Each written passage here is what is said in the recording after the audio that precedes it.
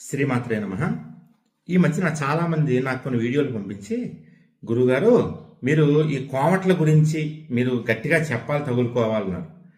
ఏముంది ఆ వీడియోలు అని చూస్తే, వాళ్ళు ఏదో పిక్నిక్ వెళ్ళి 10 మంది ఆడవాళ్ళు కలిసి చేసుకున్న వంటలు, తర్వాత ఏమో వాళ్ళు పెట్టుకున్నటువంటి బంగారు నగలు, 7 వారాల నగలు అవేవో చూపించుకున్నారు.